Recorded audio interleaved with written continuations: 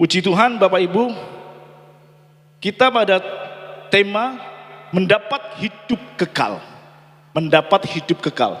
Hari ini saya berbicara tentang calculation. Ini menyangkut kehidupan kita semuanya. Kenapa kok kalkulasi? Kok gak kalkulator sekalian gitu Pak ya? Biasanya di akhir tahun seperti bulan-bulan Desember seperti ini, ada banyak orang mengadakan kalkulasi tentang cash flow, pengeluaran, keuangan dan seterusnya selama setahun. Yang mungkin juga bukan hanya bagi perusahaan besar, keluarga, individu, biasanya juga kalkulasi. Oh masih ada sisa, kita mau rekreasi akhir tahun dan seterusnya. Ya, mungkin dengan pembukuan yang sederhana, kalau di toko sederhana, berapa barang yang keluar, berapa barang yang masuk. Ada banyak pengusaha di sini saya lihat, jadi mereka mengadakan kalkulasi itu suatu hal yang biasa atau akhir dalam satu perhitungan. Karena kalau kita mengatakan kalkulasi ini adalah perhitungan yang dilakukan untuk mengetahui kondisi akhir dari suatu perkara atau tindakan yang dapat dikatakan perhitungan atau prosedur yang untuk menyatakan sesuatu kesudahan. Jadi kita bisa mengetahui kesudahannya, kita sudah mengetahui oh sampai di sini batas kita dengan kalkulasi perhitungan ada pengeluaran dan seterusnya. Ini kalau yang di dalam dunia ini. Sehingga orang mengatakan dalam kalkulasi bisa dilakukan secara harian, per hari dikalkulasi berapa pengeluarannya, berapa pendapatannya, ada yang mingguan, ada yang bulanan, ada yang setengah tahunan sekali. Ya kalau setengah tahun tidak dilakukan, 1 tahun sekali orang mengadakan kalkulasi. Jadi pengertian kalkulasi saya yakin Bapak Ibu Saudara sudah memahami dan kita akan melihat kalkulasi yang lain. Next, ada kalkulasi yang belum pernah kita perhitungkan sekarang ini Bapak Ibu Saudara. Yaitu perhitungan yang manusia belum perhitungkan. Bukan perhitungan duniawi, tetapi perhitungan surgawi. Bukan perhitungan yang bersifat material, tetapi perhitungan dosa dan kesalahan manusia. Bukan perhitungan antar manusia dengan manusia lainnya. Tetapi yang akan kita bicarakan pada hari ini adalah perhitungan antara manusia dan Tuhan. Ini adalah satu kalkulasi yang membuat kita agak miris. Tetapi kita sama-sama, karena saya yakin firman itu bukan untuk saya aja. Saya yakin diberkati, saya juga berharap saudara semuanya juga diberkati. Jadi kita akan mengadakan kalkulasi atau perhitungan, bukan perhitungan dari dunia ini, bukan perhitungan material, bukan perhitungan antar manusia, tetapi perhitungan surgawi. Karena apa? Pada dasarnya setiap orang itu nggak mau disalahkan. Dan kita tahu setiap orang sudah berdosa. Next. Setiap orang berdosa. Ada kecenderungan orang berdosa, ada natur dosa manusia untuk berdosa. Karena semua orang telah berbuat dosa dan telah kehilangan kemuliaan Allah. Dari Roma 3 ayat 23. Jadi kita semuanya biasanya tidak mau disalahkan. Kalau kita disalahkan, kita mempunyai alibi alasan apapun juga untuk membenarkan kita. Untuk membenarkan diri sendiri. Itulah sebabnya saya katakan ada natur kecenderungan gak mau disalahkan. Walaupun salah, masih ngeles kalau bisa orang lain yang disalahkan. Sehingga kalau kita melihat di dalam Roma 6 ayat 23, 3:23, 6:23. Sebab upah dosa itu adalah maut. Tetapi karunia Allah tetap hidup yang kekal dalam Kristus Yesus Tuhan kita. Jadi Bapak Ibu Saudara, kita tidak bisa melepaskan diri dari dosa.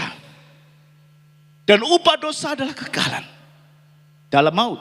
Makanya tema kita adalah mendapatkan hidup kekal dengan kalkulasi yang kita lakukan. Bukan kekekalan di dalam kebinasaan, tetapi kekekalan di dalam kehidupan. Amin. Baik, puji Tuhan Bapak Ibu Saudara. Lah inilah kan natur kita yang berusaha untuk menutupi kesalahan kita. Kita tidak bisa mudah dipersalahkan. Oleh sebab itu kita akan membaca ayat masnya terlebih dahulu di dalam Yohanes 5 ayat 24. Dikatakan begini. Aku berkata kepadamu sesungguhnya, barang siapa mendengar perkataanku dan percaya kepada dia yang mengutus aku, ia mempunyai hidup yang kekal dan tidak turut dihukum, sebab ia sudah pindah dari dalam maut ke dalam hidup. Yang saya garis bawahi, ada 2 kata kunci yang di sini kita akan pelajari selama dalam pemberitaan firman Tuhan ini. Ada dua kata kunci, yaitu mendengar dan percaya. Pada saat kita mendengar dan percaya, kita sudah pindah dari dalam maut ke dalam hidup. Dosa dan kesalahan kita sudah diperhitungkan dan sudah ditebus oleh Tuhan Yesus Kristus sendiri. Kenapa kok kita mengatakan seperti itu? Karena ada waktunya nanti hari perhitungan. Ada waktunya nanti hari kalkulasi. Kalau dosa kita sudah dibayar oleh Yesus, kita tidak di bawah hukum dosa, kita selamat. Tetapi kalau dosa kita masih kita tanggung sendiri, itu artinya kebinasaan kekal. Kenapa kok kita harus memulai perhitungan ini dengan akhir tahun kita mengadakan kalkulasi? Saat ini saya ajak kita semua mengadakan kalkulasi karena hari Tuhan yang semakin mendekat. Pada waktu Kamis doa malam, Pastor Hani menyampaikan bagaimana kita melihat tanda-tanda kedatangan Tuhan. Yang diibaratkan seperti naik-naik ke puncak gunung semakin tinggi, pohon cemaranya banyak sekali. Tanda-tandanya semakin digenapi. Tanda-tanda kedatangan Tuhan sudah digenapi, ada banjir, gempa bumi, segala macam. Nanti kita akan buka. Dan bahkan Pak Gembala sudah menyampaikan, trompet sangkakala yang terakhir. Sudah siap pasukan malaikat, sudah siapkan trompet untuk meniupkan sangkakala. Dan hari itu, hari perhitungan itu akan segera tiba. Apakah benar yang disampaikan Bapak Gembala kalau malaikat itu sudah berbaris dan meniup sangkakala? Nanti kita akan cek kebenarannya. Ya. Tetapi saya sampaikan bahwa sudah disampaikan hal ini. Ya, puji Tuhan. Kita akan membaca di dalam Wahyu 16 ayat 12 sampai 13. Ya, dikatakan begini. Dan malaikat yang keenam menumpahkan cawannya ke atas sungai yang besar, sungai Efrat, lalu keringlah airnya, supaya siaplah jalan bagi raja-raja yang datang dari sebelah timur. Dan aku melihat dari mulut naga dan mulut binatang dan dari mulut nabi palsu itu keluar 3 roh najis yang menyerupai kata. Bapak Ibu Saudara, kita perhatikan di sini dari kitab Wahyu. Karena saya tadi katakan bahwa kedatangan Tuhan sudah dekat. Hari perhitungan itu sudah dekat. Kesudahan langit dan bumi sudah dekat. Dan Wahyu sudah menuliskan ini ribuan tahun yang lalu. Dikatakan ada malaikat yang keenam yang menumpahkan cawan ke sungai Efrat. Dan sungai Efrat itu menjadi kering. Sungai Efrat itu menjadi kering. Ada tahu sungai Efrat di mana? Sungai Efrat di mana? Ya, next coba kita nanti mundur lagi ya. Sungai Efrat itu adalah sungai yang terpanjang di kawasan Asia Barat yang memiliki peran penting dalam sejarah manusia yang mengalir sepanjang 2.781 km. Luar biasa. Dengan volume air yang mencapai miliaran kubik per hari. Dia bermuara dari wilayah Turki, timur Turki, yang mengalir melintasi Suriah dan Irak dan bermuara di Teluk Persia. Dan di situ ada satu peradaban yang terkenal, yaitu peradaban Mesopotamia. Dengan kondisi situasi sungai Efrat yang seperti ini, dengan ribuan kilometer mengatasi 4 negara, mustahil sungai Efrat itu menjadi kering. Dan ternyata sudah ribuan tahun sungai Efrat ditulis di dalam Alkitab, sampai sekarang gak kering. Itu terbukti bagaimana orang mengatakan tidak mungkin kering sungai Efrat. Tidak mungkin kering. Tetapi silakan Bapak cek, saya juga masih bertanda tanya, apakah saya diprank oleh Google. Di sini adalah batas kedalaman air. Dan saya dapatkan, saya nggak rekayasa mengenai September 24 2012 itu saya download juga seperti itu. September 24 September 2022 batas airnya jatuh di bawah. Kembali ke slide awal. Kalau kita bisa melihat nanti Bapak Ibu cek sendiri. Pada waktu malaikat yang keenam mentumpahkan cawan, maka keringlah sungai Efrat. Kita lihat di sini, nanti Bapak bisa cek di Google, apakah benar Sungai Efrat, ada petanya di situ, berapa besar aliran airnya yang sepanjang 2.700, hampir 3.000 kilometer. Kita menyusuri pakai perahu aja mungkin berhari-hari, berbulan-bulan. Tetapi kondisi situasi, firman Tuhan berkata, keringlah Sungai Efrat, sehingga bersiaplah raja-raja yang berdatang dari sebelah timur dan melihat dari mulut naga, yaitu iblis tua. Dari mulut naga yang dikatakan sebagai iblis yang merajalela. Kuasa-kuasa kegelapan yang mulai merajalela. Kemudian mulut binatang. Bagaimana kita bisa melihat kondisi situasi seperti manusia, seperti binatang. Homo homini lupus. Tidak segan-segan membunuh. Sifat-sifat kebinatangan keluar semuanya. Dan semua itu menjadikan sesuatu yang najis. Roh najis yang menyerupai kata. Bagaimana kejahatan orang satu keluarga dibantai. Dan itu belum seberapa. Masih ada nabi-nabi palsu. Yaitu para penyesat-penyesat yang semakin hari semakin merajalela. Mengaku dirinya Mesias, mengaku dirinya Yesus. Untuk menyesatkan setiap orang yang percaya. Dan ternyata banyak orang yang mengikuti. Pada waktu itu keringlah Sungai Efrat. Dan kita melihat ada roh-roh najis ini keluar. Sampai di sini bisa paham dulu? Next, ya. Dan Sungai Efrat ini kita lihat. Kemudian ayat Wahyu 9, ayat 14 sampai 15. Kita akan baca pelan-pelan supaya bisa mengerti. Dan berkata kepada malaikat yang keenam yang memegang sangkakala itu. Yang disampaikan oleh Pak Gembala pada minggu pertama. Sangkakala sudah siap. Terima komando untuk trompet dinyalakan. Dia sudah memegang sangkakala. Apa yang disampaikan Pak Gembala pada minggu pertama, malaikat sudah berbaris siap tiup. Ini buktinya. Sangkakala sudah dipegang, tetapi perintahnya belum untuk meniupkan trompet.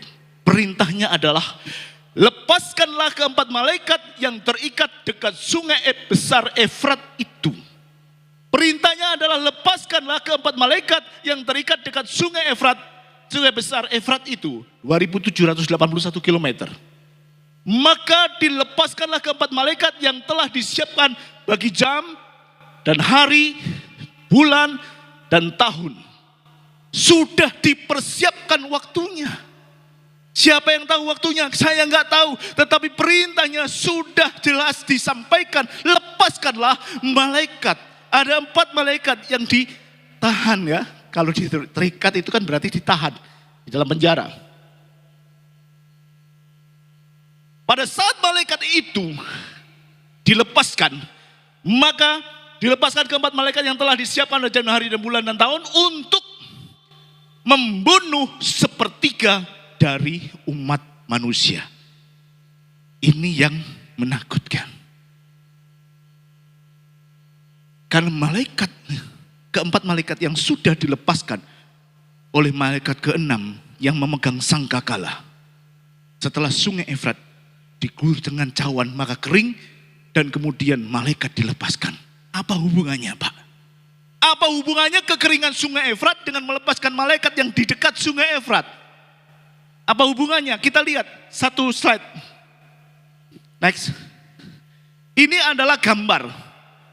Saya juga boleh dicek di dalam Google sendiri.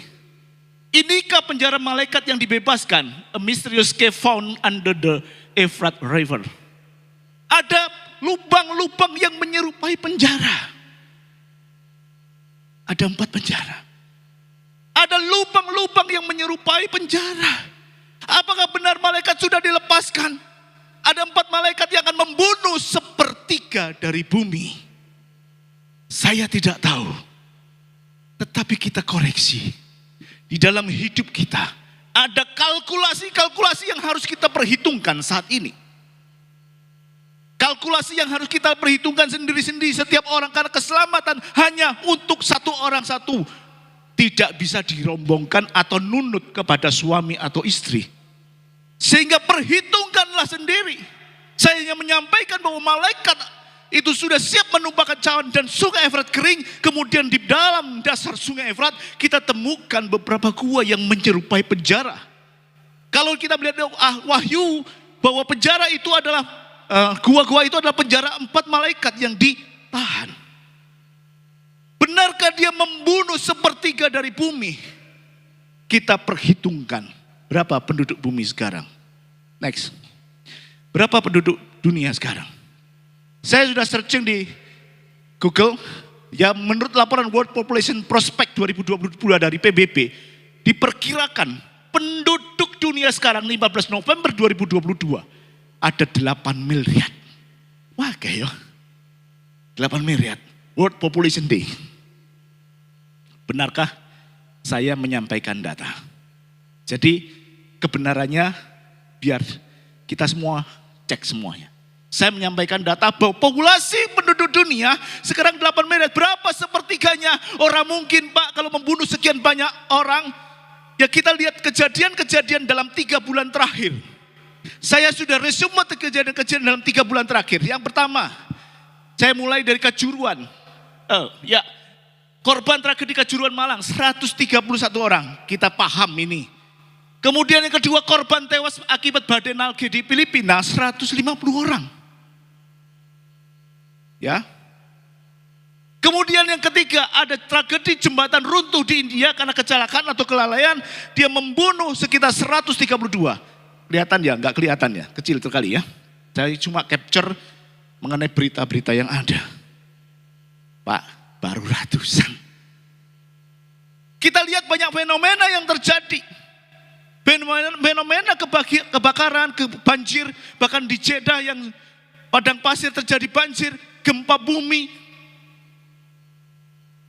Dan itu belum tercatat semuanya. Saya hanya melihat beberapa peristiwa besar dalam triwulan yang terakhir mulai dari Oktober, November, dan Desember sekarang ini. Next, satu kali lagi. Kita bisa melihat tewas dari Halloween. Kejadian tragedi Halloween di Itaewon. 155 orang. Kita bisa melihat update gempa Cianjur 334 orang. Dan kelaparan 340 juta orang di dunia. Apakah sepertiganya dari 8 miliar sudah tercapai? Belum ya? Belum ya? Ya syukurlah kalau gitu masih selamat cakeh gitu ya. Koncone. Tetapi kita bisa melihat bahwa itu hari, bulan, dan tahunnya sudah ditentukan. Empat malaikat dari sungai Efrat sudah dilepaskan. Dan dia membunuh banyak orang. Baru 3 bulan. Saya sampaikan ini kan baru 3 bulan terakhir. Kita bisa melihat perang Rusia, Ukraina. Begitu membawa dampak yang luar biasa nanti. Pada masa perang dingin. Kenapa kok seperti itu Pak? Menghitung pengaruh dari senjata energi yang akan digunakan oleh Presiden Rusia Vladimir Putin. Ya, The Economic memodelkan pengaruh melonjak harga listrik terhadap kematian selama musim dingin. Surat kabar tersebut menyimpulkan bahwa biaya energi saat ini kemungkinan besar dalam menyebabkan 147.000 orang akan mengalami kematian. Kalau skenario musim dinginnya biasa. Tetapi kalau musim dinginnya ekstrim 185.000 jiwa akan mati. Pak, apa maksudnya? Bapak Ibu Saudara supaya jelas, kita tahu bahwa Rusia penghasil listrik dan dia mengekspor listriknya. Dia masukkan ke Uni Eropa. Dan kita tahu Desember Natal adalah suatu momen yang luar biasa. Tetapi juga momen salju. Di mana suhu bisa mencapai turun dari 0 derajat. Kita bayangkan pada saat kita kedinginan di gunung B29 misalnya, saya pernah, itu masih belum 0, sudah keadaan seperti itu. Kaku semua, darah rasanya membeku. Kita bisa bayangkan kalau itu suhu di bawah 0. Dan mereka negara-negara Uni Eropa tidak memiliki listrik sendiri. Ya. Tidak memiliki listrik sendiri.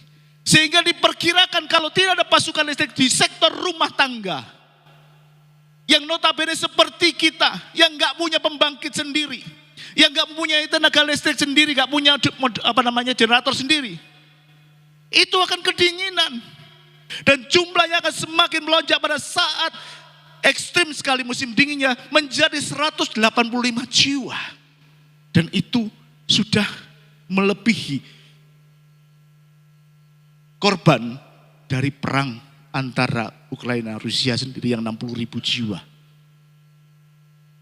Kebenaran yang harus kita perhitungkan, fakta yang harus kita perhitungkan, fakta yang harus kita lihat saat ini. Karena apa? Saat ini Rusia itu sudah menyetop pipa dari Nord Stream.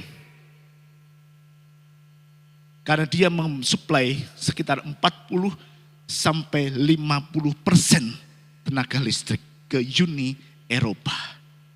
Bayangkan orang kedinginan, mati kedinginan, jatuh. Semakin banyak. Benarkah 4 malaikat dari sungai Efrat yang dilepaskan sudah membunuh sepertiga bumi? Nanti kita lihat day to day kelanjutannya. Kita hanya mohon perlindungan Tuhan, lindungi umat-Mu, jauhkan dari segala bencana. Tetapi inilah yang terjadi Bapak Ibu Saudara.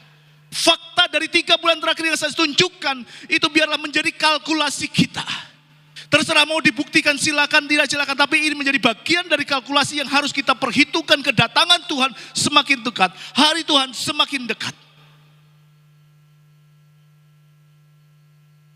Harus kita mulai memperhitungkan bagaimana kita bisa menyelesaikan utang dosa kita. Bagaimana kita bisa menyelesaikan setiap pelanggaran kita. Perhitungan itu harus juga menjadi bagian dalam kehidupan kita. Tidak ada jalan lain Bapak Ibu Saudara, tidak ada jalan lain. Orang mungkin berpandangan dengan berbuat baik, saya bisa menebus kesalahan saya. Itu impossible, artinya tidak mungkin. Orang mungkin berpandangan dengan tidak menyalahi orang lain, dengan tidak menyakiti orang lain, dengan hidup diri sendiri, itu bisa membuat dia masuk surga. Dipikirkan, itu tidak mungkin, itu mustahil, mustahil untuk dilakukan. Oleh karena itu Bapak Ibu Saudara, Rasul Paulus itu berseru selalu, mulai dari kesaksiannya, bagaimana seorang harus membutuhkan iman kepada Yesus Kristus. Rasul Paulus menyerukan, setiap orang harus menerima Kristus supaya dia dibebaskan dari dosa dan memperoleh kehidupan yang kekal. Dan Allah sungguh sangat mengasihi manusia. Sejak zaman perjanjian lama, Allah sudah mengutus banyak nabi-nabinya untuk datang supaya manusia disadarkan. Tetapi juga enggak sampai sekarang. Kejadian-kejadian seperti terulang terus menerus. Sampai pada akhirnya di perjanjian baru Tuhan Yesus sendiri datang. Anaknya Allah yang tunggal datang ke dunia untuk menyatakan penyelesaian, untuk mengadakan perhitungan dosa manusia. Semuanya dihapuskan.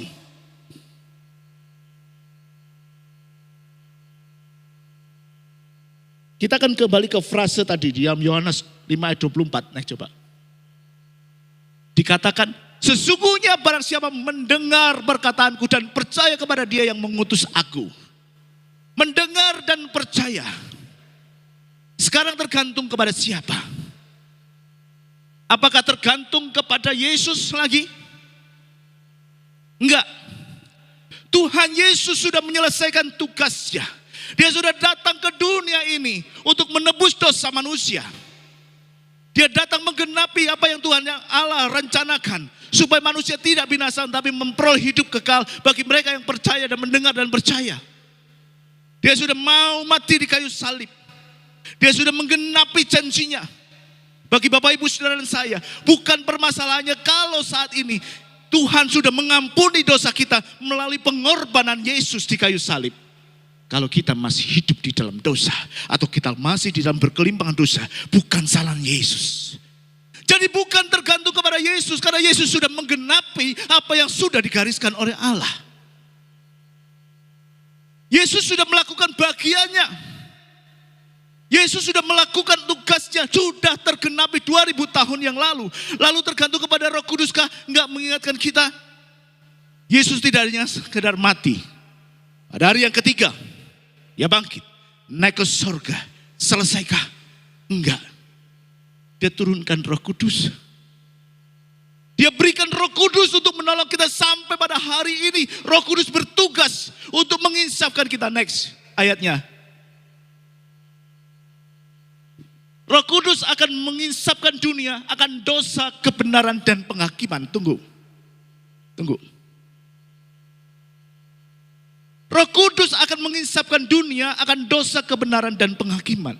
Jadi sampai sekarang ada suara-suara Roh Kudus mengatakan kembali kepada Bapa, terima Yesus, percaya kepadanya, bertobat, dan diselamatkan.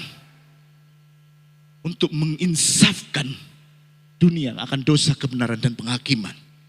Sudahkah kita mendengar suara Roh Kudus? Sudahkah kita mau mendengar dengan lembut suaranya yang selalu memanggil kita untuk kembali?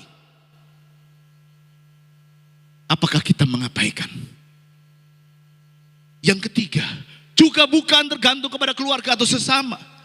Mungkin saudara berasa, saya mau datang kepada Tuhan, tetapi saya masih dihalangi keluarga. Ada keluarga saya yang ketanggungan, keluarga saya sakit. Saya harus merawat terlebih dahulu. Ada sesama lingkungan saya tidak mendukung untuk saya ke gereja. Atau keadaan yang menimpa saudara, keadaanku saat ini ekonomiku masih lemah sehingga aku tidak bisa untuk datang kepada Tuhan. Aku barusan di PHK dari perusahaan, aku tidak bisa datang kepada Tuhan. Aku harus kerja terlebih dahulu. Inikah keadaan atau keluarga yang kita sekarang gandolin? Bapak Ibu Saudara, saya beritahu, pada saat maut menjemput saudara, adakah keluarga yang bisa menghalangi? Adalah keadaanmu yang bisa menghalangi? Pada saat maut menjemput saudara, apakah keluargamu ada yang melindungi? Pada saat kebinasaan menghampiri saudara sekarang ini, adakah yang bisa memproteksi kita? Kalau jawaban kita tidak ada, kita harus memiliki keputusan yang bijak untuk diri sendiri. Kalau semua, Yesus tidak, Roh Kudus tidak, keluarga, keadaan semuanya tidak bisa, berarti keputusannya ada di tangan kita. Keputusannya ada pada diri kita sendiri. Mau ambil, dengar Yesus, percaya kepadanya, atau tidak sama sekali akan mendapatkan imbalan yang berbeda. Masuk kepada kebinasaan kekal atau masuk kepada kehidupan kekal. Pilihan ada di tangan Bapak Ibu Saudara semua ya. Allah rindu menyelamatkan kita semuanya. Gak ada yang Allah tidak mau selamatkan. Semua kita rindu untuk Tuhan selamatkan. Tetapi apa yang sudah dilakukan, Yesus sudah dikenapi, Roh Kudus dikirim, nabi-nabi dikirim, dan semuanya sudah dilakukan. Kalau kita tidak ambil respon dengan bijak, bukan tergantung Yesus, bukan tergantung Roh Kudus, bukan tergantung keluarga, keadaan, atau orang lain, tetapi tergantung kepada diri sendiri. Oleh karena itu ada dua kata kunci, mendengar dan percaya. Sikapi dengan bijak. Sikapi dengan bijak, ambil keputusan. Karena apa? Next, hari Tuhan yang mendekat. Saya membaca di dalam kitab yang terakhir di dalam Perjanjian Lama, ayat 1-2. Hari Tuhan yang dahsyat. Saya enggak mengakuti, tapi ini yang saya dapat. Saya sampaikan Bapak Ibu Saudara. Malaikat 4 ayat 1-2. Dikatakan begini, bahwa sesungguhnya hari itu datang menyala seperti perapian. Maka semua orang yang gegabah dan semua orang yang berbuat fasik menjadi seperti jerami. Orang gegabah, orang fasik seperti jerami dan akan terbakar oleh hari yang datang itu. Firman Tuhan semesta alam. Sampai tidak ditinggalkannya akar dan cabang mereka. Habis lenyap seakar-akarnya. Karena pada hari Tuhan datang, itu seperti api. Kita tahu kalau gak ada jerami kena api, cepat habis. Gak tersisa. Bahkan dikatakan di sini ayatnya, sampai ke akar-akarnya. Cabangnya juga hilang, akarnya juga hilang. Cabangnya hilang apalagi akarnya. Itu adalah orang yang gegabah. Tetapi kamu yang takut akan namaku, bagimu akan terbit surya kebenaran, dengan kesembuhan pada sayapnya, kamu akan keluar dan berjingkrak-jingkrak seperti anak lembu lepas kandang. Jadi Bapak Ibu Saudara, di sini saya tetap perlihatkan kalkulasi untuk Anda. Ada dua hal. Apakah kita seperti jerami, ataukah kita akan terbit surya kebenaran? Itu pilihan. Pilihan yang harus kita ambil. Keputusan yang harus kita ambil saat ini. Kita akan urai satu-satu. Kalau kita mengatakan seperti jerami, kita adalah orang gegabah. Apakah si orang gegabah? Next. Orang gegabah dikatakan adalah, menurut KBBI ya, Kamus Besar Bahasa Indonesia, orang yang terlampau berani sehingga mengakibatkan kurang hati-hati tentang sikap, tindakan, dan perbuatan. Dia nggak mau hati-hati. Wis merasa percaya diri, itu orang gegabah. Dalam terjemahan lain dikatakan sebagai angkuh, sombong, bahasa originnya zade, yang berarti arogan atau kurang ajar, lancang. Orang-orang yang gegabah merasa dirinya bisa untuk menyelamatkan dirinya sendiri. Saya tidak perlu menjadi orang Kristen, Pak, karena banyak orang Kristen yang tidak benar juga. Banyak orang Kristen yang tidak becus juga. Saya gak mau Kristen. Saya tidak mau terima Tuhan, saya tidak mau percaya. Saya tidak mau dengar. Itu orang gegabah. Orang yang bisa merasa bisa menyelamatkan dirinya sendiri. Padahal tidak ada di kolong langit ini. Nggak ada satu nama yang bisa menyelamatkan, hanya oleh Yesus. Pengorbanan Yesus yang datang dari sorga, yang menebus kita, yang membuat kita mendapatkan hidup kekal. Kemudian yang kedua disebut orang fasik. Next. Siapakah orang fasik? Dalam Kamus Besar Bahasa Indonesia dikatakan orang yang tidak peduli terhadap perintah Tuhan. Berarti buruk kelakuannya, jahat, berdosa besar. Dalam terjemahan lain dikatakan orang yang berbuat kejahatan, jahat. Atau dalam bahasa originalnya risah, yang berarti jahat baik dalam hubungan kemasyarakatan sebagai musuh dan di dalam etika dan agama. Wes jahat-jahat fasik. Ini kamus ya, bukan kata-kata saya. Jadi orang gegabah merasa dirinya mampu untuk menyelamatkan diri. Tidak perlu orang lain, tidak perlu campur tangan orang lain. Saya bisa, itu orang gegabah. Dan orang fasik, orang yang melakukan kejahatan. Mereka seperti jerami. Next. Seperti jerami. Ya, satu lagi. Yang akan terbakar habis. Hari Tuhan digambarkan sebagai perapian yang membakar jerami. Cabang-cabangnya habis. Batangnya habis, bahkan akarnya yang tersembunyi di dalam tanah juga dihabisin. Ini kelompok yang pertama yang harus kita kalkulasi. Kelompok yang harus kita kalkulasi adalah kelompok orang-orang yang tidak mau percaya Yesus, tidak mau mendengar Yesus. Kelompok yang pertama. Sekarang kelompok yang kedua, karena waktu jalan terus. Kelompok kedua orang yang mau menerima, orang yang mau percaya, next, kepada Yesus. Stop. Orang yang mau percaya di dalam Maliaki 4 ayat 2 ya, dikatakan tadi. Tetapi kamu yang takut akan namaku, bagimu akan terbit surya kebenaran dengan kesembuhan pada sayapnya. Kamu akan keluar dan berjingkrak-jingkrak seperti anak lembu lepas kandang. Beda enggak? Beda. Sangat beda. Kalau kita mau terima Yesus, percaya kepadanya, mendengar Injil dan percaya, kita akan terbit seperti surya kebenaran yang terbit kalau matahari setiap hari, tiap timur, itu satu kepastian sampai saat ini. Kecuali mendung, tapi terbitnya tetap. Kita aja nggak melihat. Akan terbit sebagai surya kebenaran dengan kesembuhan pada sayapnya. Kenapa kok disebut dengan kesembuhan pada sayapnya, Pak? Siapa yang punya sayap? Saya tidak punya sayap. Yang punya sayap hanya burung-burungan ya.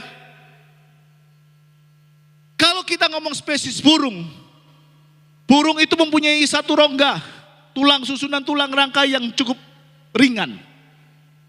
Tetapi dia punya otot bahu dan otot tangan yang kuat. Ditopang dengan tulang yang kuat. Sehingga burung bisa mengepakkan sayapnya. Dan dengan kekuatan otot-ototnya yang luar biasa, dengan badan rampingnya, dia bisa terbang. Pasti dipahami. Kenapa? Ya kita tahulah. Rangkanya ringan burung itu. Ya, tapi ototnya tangan, bahu dan sininya kuat. Karena itu menopang, bulunya aja berapa. Sehingga pada saat kepak itu terjadi dengan kekuatan bahunya, dia bisa mengangkat dirinya sendiri. Dengan kecepatan ritmenya, dia bisa mengangkat. Makanya dia diberi tulang ini sayap yang kuat. Dan kecepatan dari kepakan itu juga mempengaruhi. Sehingga kita bisa tahu ada burung-burung yang tercepat luar biasa. Saya hanya tunjukkan, next satu tik aja. Adalah dari keluarga elang. Bukan elang Pak Lili. Ada banyak keluarga elang, saya nggak akan ulas satu-satu. Tetapi di sini kita bisa lihat ada elang peregrine, ada golden, ada falcon, ada grifalcon. Itu pada saat menukik 321 km per jam kecepatannya. Saya nggak akan bahas ini. Bukan bagian. Tapi saya hanya menunjukkan bahwa kekuatan pada burung itu luar biasa. Saya mau sampaikan kalau burung itu tidak memiliki sayap, atau sayapnya patah, atau sayapnya sakit, atau sayapnya lunglai, lemah, lesu. Apa yang terjadi?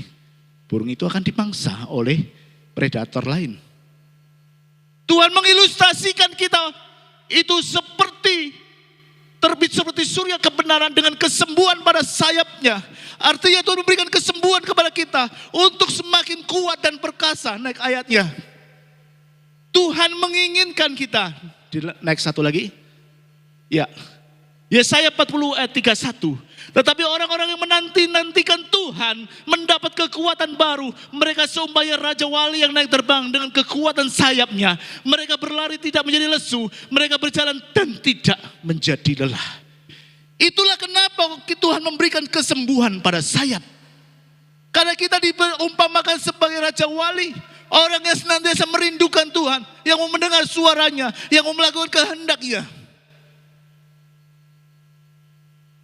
Terbit seperti surya kebenaran dengan kesembuhan sayapnya. Dengan kekuatan sayap yang baru yang Tuhan berikan kepada kita. Dia akan berlari, tidak menjadi lesu. Dia akan berjalan dan tidak menjadi lelah. Kekuatannya datang dari Tuhan. Kita mungkin sangat ingin lelah dalam hidup kita. Dengan banyaknya persoalan kehidupan yang senantiasa menghimpit kehidupan kita. Kita merasa lelah, rasanya tidak punya daya, tidak punya kekuatan, bahkan untuk berjejak di kaki sendiri goyah. Tetapi orang yang benar akan terbit seperti surya kebenaran dengan kekuatan. Diperbarui, disembuhkan kepak kita, sehingga kita akan terbang tinggi dengan luar biasa. Dan Tuhan seringkali memakai ilustrasi ini. Sama seperti api. Tuhan juga memakai api itu untuk ilustrasi.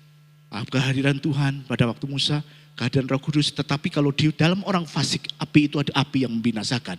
Dan kalau di sini kita melihat kekuatan sayap itu yang luar biasa diberikan. Dan ilustrasi binatang juga. Kalau kita ngomong burung pipit, jangan khawatir, elang adalah kekuatan. Ya, ayat yang terakhir. Ya, silakan tim worship leader untuk siapkan lagu yang terakhir tadi. Dikatakan bercingkrak-cingkrak ya. Kamu akan keluar dan bercingkrak-cingkrak seperti anak lembu lepas kandang. Bercingkrak-cingkrak itu sebagai satu ekspresi senang, sukacita dan kiranya mereka mengekspresikan kasih karunia dan berkat Tuhan dengan bercingkrak-cingkrak karena mereka adalah pemenang. Satu ekspresi sukacita, satu ekspresi kemenangan Tuhan berikan pada kita pada saat ada kesembuhan pada sayap dan kita bisa terbang mengatasi setiap badai permasalahan kehidupan kita. Kita akan terbit sebagai surya kebenaran. Kita akan terbit mengatasi badai karena kita Raja Wali yang sudah disembuhkan saya mengatasi semua badai. Kita akan bersukacita dalam kemenangan.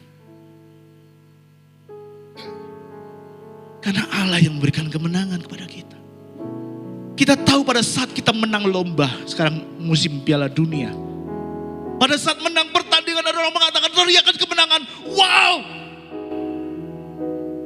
Dan ekspresi itu Tuhan berikan seperti anak lembu lepas kandang bercingkrak-cingkrak dengan sukacita yang luar biasa. Dialah yang memulihkan dan menyembuhkan kita dari segala rasa sakit, penyakit. Bahkan Dia setia menjaga kita agar terhindar dari segala berbagai masalah yang melebihi kekuatan kita. Ambil nyanyi dulu. Saya nggak tahu ke depan apa yang terjadi, Bapak Ibu Saudara. Orang memprediksikan 2023 hari yang gelap. Orang memprediksikan 2023 sesuatu yang suram. Tetapi firman Tuhan pada hari ini, kalau kita mau mendengar dan percaya kepada Dia, Tuhan akan memberikan kepada kita terbit seperti surya kebenaran dengan kesembuhan pada sayap. Kita akan dapat terbang mengatasi segala badai dan persoalan. Bukan kebetulan bulan Desember ini adalah akhir tahun sehingga saya dapatkan rema untuk membicarakan tentang kalkulasi. Tetapi inilah yang menjadi perhatian kita saat ini. Karena perhitungan itu bukan perhitungan yang dilakukan antar manusia, tapi perhitungan antara kita dengan Allah. Perhitungan dosa dan kesalahan kita. Pastikan bahwa Yesus sudah menanggung dosa dan kesalahanmu. Karena tidak ada lagi kuasa di dunia yang dapat menyelamatkan kita dari dosa. Tidak ada yang dapat menyelamatkan kita dari penghukuman kekal. Hanya Yesus. Hanya ada dua kata kunci. Percaya. Dengar. Percaya. Dengar. Percaya. Dan keputusan bukan tergantung kepada orang lain. Keputusan ada pada diri kita sendiri. Oleh karena itu Bapak Ibu, jadilah bijaksana untuk menentukan bukan hanya keputusan sesaat yang berlaku saat di dunia ini, tetapi keputusan ini akan berlaku pada kekekalan. Pada saat kita mati, apakah kita masuk ke jalur penghukuman kekal ataukah masuk ke dalam kehidupan kekal? Tergantung keputusan kita hari ini. Jadilah bijak. Jadilah bijak untuk mendapatkan kehidupan kekal. Tuhan Yesus memberkati.